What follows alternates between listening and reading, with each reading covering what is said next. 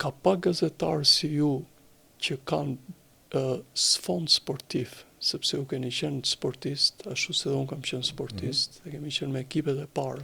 Unë kam qenë me Dinamo Notar. Unë kam qenë basketbol me të rit. Ju keni qenë basketbolist me të ri. Dhe një pjesë qytetarie dhe kulture. Pash një pjesë të kolegëve tanë dhe kam dash të ndaj... Lutem preke këtë vend. Patjetër. Më ka shqetësuar shumë kjo pjesa e alarmit dhe pjesa e patetizmit që bëni sikur kudo ju ndiqnin me snajper. Po. Jemi në të njëjtën frym, se këtë kam thonë për 2 ditë. Është tur për gazetarinë dhe nuk është në profesionalizmin e gazetarisë për të krijuar lajm për lajm. Sepse do të humbësh besueshmërinë. Unë isha vet atje, ishte një siguri e lartë, por nuk ka ndodhur asnjë lloj incidenti. Disa gazetarë, në falje po pres, janë kontrolluar në kufi dhe e quajnë idiot madhe dhe duan të bëhen protagonist në një situatë tillë me një lloj note heroike që është heroizëm patetik. Ajo që thotë. Vazhdo tash. Dhe është diçka e cila vazhdimisht, sidomos në Tiranë, duke mos e njohur Serbinë, shtohen gjëra artificiale. Serbët kanë kohë që nuk kanë ndonjë kujdes për futbollin. Për serbët e shhumbje tani për shkak kanë përjetuar shumë keq eliminimin e ekipit të tyre të basketbollit. Sepse ju e dini që basketbolli i tyre është nga ekipet më elita botërore. Elita botërore, amerikanët, rusët, jugosllavët vishin nga atë kohë e Jugosllavisë. Dhe tashmë ka rreshtur shumë dhe sulma e tenisit, sepse Djokovic tashmë është plakur dhe ka rritur shkon deri në 4-5 ose të themi në 2 turet e fundit, 3 turet e fundit, po duket mosha. Ndërkohë që ata kanë katapultuar 4 tenismen që i kanë brenda 100-s botës. Kanë waterpol prapë mirë, kanë atletik shumë të mirë, e tjera. Dhe më është dashur të debatoj dhe me kolegë tanët, domethënë para ndeshjes parë. Nuk është kjo pjesë zymësie që ne themi për pjesën e futbollit e kështu, është patjetër. Parullat që ata nxjerrin, dhe këtë dua ta ndaj me ju, tashmë ata gjithçka të keqe identifikojnë me një konotacion shqiptari, po pa pasur në kokë shqiptari. Shqiptari i thonë ata. Pse bëjnë këtë?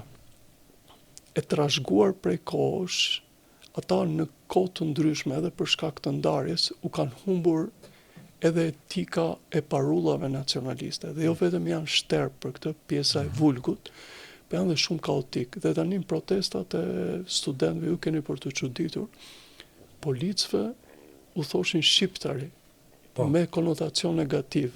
Do të thënë me konotacion të keq, pse s'bëni me ne, pse jeni kaq të këqij. Por pa pasur në kokë realisht shqiptarët e vërtet, shqiptarët e sotëm. Dhe shqiptarët e sotëm, ata jo thjesht janë befasuar, po serbët e sotëm gati e kanë kthyer në pelegrinazh Shqipërinë, sidomos në pjesën turistike. Ata i ke në Shëngjin nuk e pëlqejnë shumë, sepse si duket edhe nuk duan të përballen shumë me pjesën e Kosovës, po që nga Durrësi dhe Rivierën poshtë t'i gjen pafund qytetarë serb. Dhe kjo në qoftë se do ekzistonte një frikë siç e bëjnë, ose po të ekzistonin gjëra të tjera, kjo nuk do ndodhte. Mendon se kjo, u bë interesante kjo episod, mendon se kjo ndodh pikërisht me njerëzit rural të Serbisë dhe në Beograd është më ndryshe situata. Unë nuk kam qenë, unë ishte hera parë që kam qenë, që shkova në Serbi, dhe shkuam, ne ndetëm në një hotel me disë Leskovacit edhe Nishit, dhe ditën e nesërme parandazi shkuam në Nish. Me shoqëruar me makinë sigurimit policisë që na ndiqnin për zëra. Po ishte një situatë fare e qetë Nish. Dhe ajo që dua të pyes Ben, Nishi më duk një qytet i trishtuar, i varfër, i parikonstruktuar, pa ndërtime të reja, domethënë nuk di me çin qytet ta krahasoj në Shqipëri. Unë mund të thoja është një lloj kavaje dikushme. Pa u bër kavaja tani, sepse kavaja ka ndryshuar. Dhe nuk kishte investime Ben. Nuk ka investime fare. Nuk ka.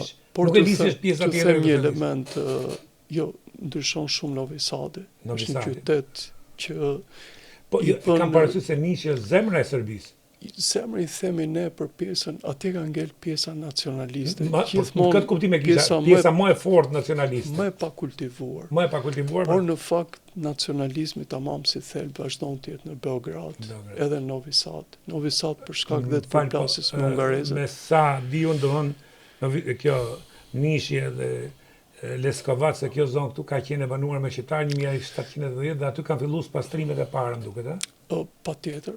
Neve mbajmë do me thënë si avampost Nishin, po keni parasysh Nishi në kohët antike, Nisaum, kështu quhesh. Nisaum, po. Është vendlindja e njërit prej perandorëve më të mëdhenj të Ilirisë.